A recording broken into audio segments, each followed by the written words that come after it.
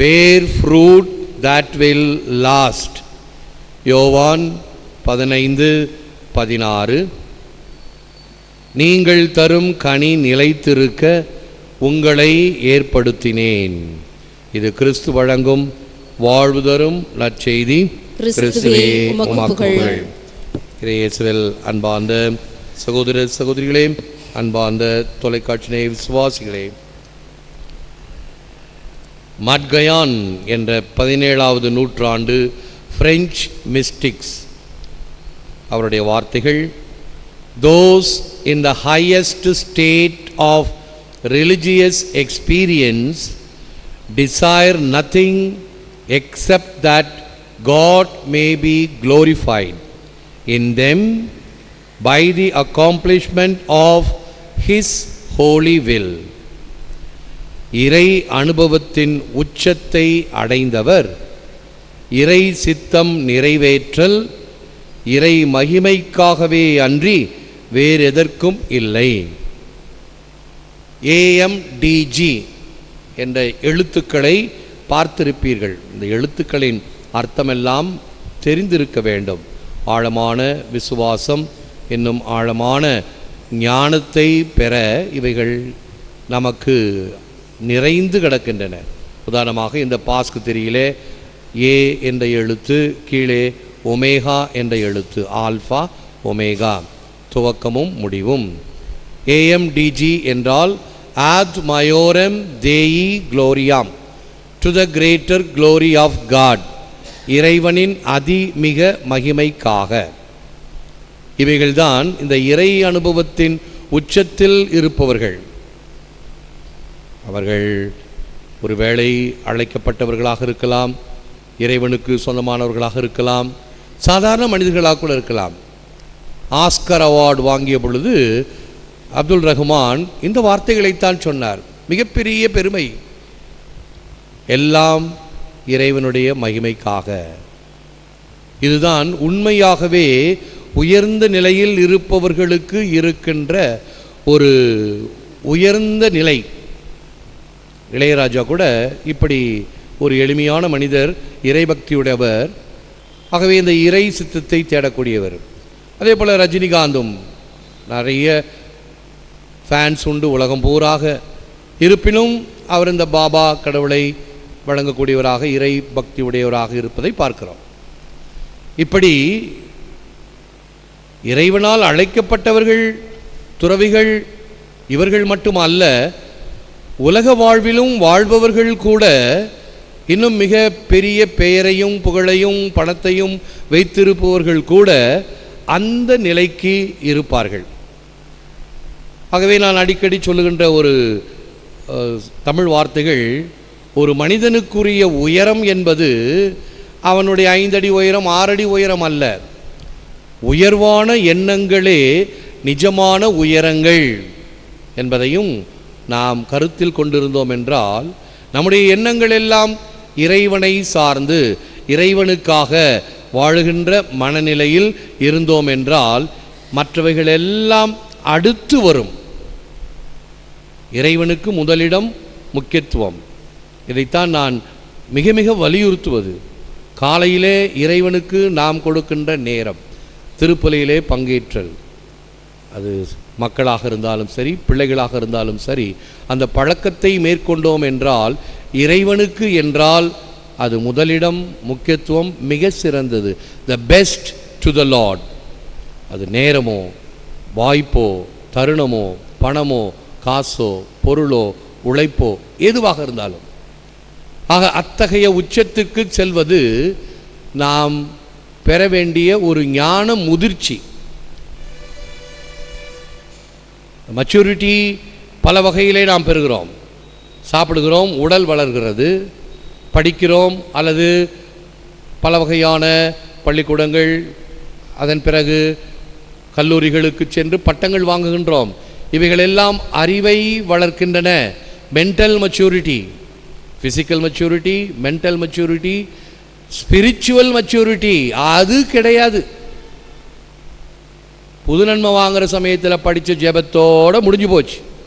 அடுத்தது இப்பொழுது மிக மிக கடினமாக உறுதி பூசலுக்கும் இன்னொரு வருடம் மறைக்கல்வி படிக்க வேண்டும் என்று கட்டாயமாக மேதகு மைக்கேல் அகஸ்டின் ஆண்டவர் இருக்கும் பொழுது ஏற்படுத்தினார். இந்த பிள்ளைகளுக்கு குறைந்தபட்சம் 2 முறையாவது மறைக்கல்வியை கொடுப்போம். அதிலும் பாருங்கள் எவ்வளவு குறைவு பிள்ளைகளுக்கே. அப்படி என்றால் பெற்றோர்கள் என்ன வருபவர்களை காட்டுவேன். ஒரு நாளில் படித்து ஒப்பிக்க சொல்கிறேன் ஃபாதர். ஒப்பித்தல் அல்ல, மனப்பாடம் அல்ல. The catechism of the Catholic church என்பது ஒரு பெரிய புத்தகம். அதிலிருந்து எடுத்து எதை நம்புவது என்று தமிழிலே ஒரு சிறிய புத்தகம், அதிலிருந்து எடுத்து ரத்தின சுருக்கமாக சின்ன குறிப்பிடம், அதிலிருந்து எடுத்து ஒரு 8 ஜெபம் மட்டும் பேசிக் என்றால் அதை மட்டும் பிடிச்சிக்கிட்டு 8 ஜெபம் சொல்லிட்டேன் எனக்கு உறுதி பூசல் கொடு. எங்கே ஞானம் இருக்க போகிறது? எங்கே வளர்ச்சி இருக்க போகிறது? ஸ்பிரிச்சுவல் மெச்சூரிட்டி என்பது வளர வேண்டும். அத்தகைய உணர்வு இல்லாததினால்தான் மேலோட்டமாக இருக்கின்ற விசுவாசமாக அநேகருக்கு இருக்கிறது.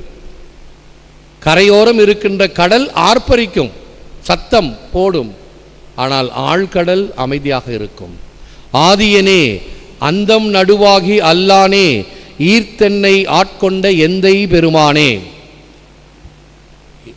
ஆதியும் அந்தமுமாக இருக்கின்ற கடவுள், அதைத்தான் ஆல்ஃபா ஒமேகா என்று பாஸ்கா திரியிலே எழுதியிருக்கிறோம். கடவுள் துவக்கமும் முடிவும் இல்லாமல் இருக்கிறார் என்று சின்ன குறிப்பிடத்திலே 6 லட்சணங்களில் கடவுள் நடுவாகி மத்தியிலே இருக்கிறார். இந்த சென்டர் ஆஃப் எவ்ரிதிங். சுழலுகின்ற இந்த உலகத்தில் மாறாதவராக சுழலாதவராக இருக்கக்கூடிய மையப்புள்ளியை போல இறைவன் இருக்கின்றார். ஆதியனே அந்தம் நடுவாகி, முதலும் முடிவும் நடுவிலும் ஈர்த்தென்னை ஆட்கொண்ட எந்தை பெருமானே. இவ்வளவு சிறப்பை உடைய கடவுள் நீ என்னை ஈர்த்து ஆட்கொண்டாய், உமக்கு நன்றி என்பதும், love is the basic requirement to reach God and to establish his reign. இறைவனை அடையவும் அவரது அரசை பரப்பவும் அடிப்படை தேவை அன்பு. பேர் ஃப்ரூட் என்று துவக்கத்தில் சிந்தனை செய்தோம். அப்படி என்றால் பலனை கொடுக்க வேண்டுமென்றால் இதோ பலன் கொடுப்பீர் என்ற பாடலையும் பாடினோம். இந்த பலன் கொடுக்க வேண்டுமென்றால் இந்த வார்த்தைகள் நம் உள்ளத்தின் ஆழத்தில் தங்கி அதை நாம் தக்க வைத்து அதை பலன் கொடுக்கக்கூடிய வகையில் வாழ்தல் தேவை. In real love there is no fight because there is no ego. உண்மையான அன்பில் நான் என்றும் முனைப்பு, நான் என்னும் முனைப்பு. இன்றேல் சண்டை இல்லை. இது ஒரு தத்துவம்.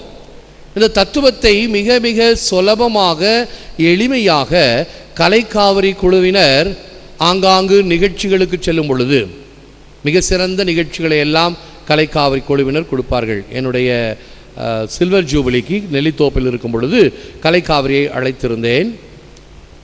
இந்த பரதநாட்டியம் வழியாக பாடல்கள் வழியாக மிக அருமையாக நிகழ்ச்சிகள் எல்லாம் கொடுக்கும் பொழுது ஒரு நிகழ்ச்சிக்கும் அடுத்த நிகழ்ச்சிக்கும் இடையே ஒரு 2-3 பேர் வந்து பேசி தமாஷாக சில கருத்துக்களை பேசி பகிர்ந்து கொள்வார்கள். அப்படி பகிரப்பட்ட ஒரு கருத்து 2 பேரும் பேசிக்கிறாங்க. டேய், நம்ம 2 பேரும் சண்டையே போடுறது இல்லையே, சண்டை போட்டு பார்க்கலாமே அப்படின்னு சொல்லி பேசிக்கிறாங்க. எப்படி சண்டை போடுறதுன்னு தெரியலையே. அது ஒன்றும் பெரிய பிரமாதம் இல்லை. இப்போ நான் அங்கே உட்கார்ந்துருக்கேன் இல்லையா, இந்த கல் என்னுடைய இதுன்னு நீ சொல்லு, நான் என்னுடைய இதுன்னு சொல்கிறோம், அவ்வளோதான், சண்டை ஆரம்பிச்சுக்கலாமே. அப்படியா, சரி சண்டை ஆரம்பிக்கலாம். டாய், இது ஏன் கல் அப்படின்னு அவன் சொல்லுவான். அப்படியா, இந்த கல்லை எடுத்துக்கோ அப்படின்னு கொடுப்பான். மக்கள் எல்லாம் கைத்தட்டி ஆரவாரம் செய்தார்கள். நான் எனது என்ற முனைப்பு இருக்கும் பொழுதுதான் சண்டை. இது என்னது, சரி எடுத்துக்கோ போ, சண்டையே இருக்காது. பெர்னாட் ஷாவுடைய கருத்தை அடிக்கடி சொல்வேன் நான்.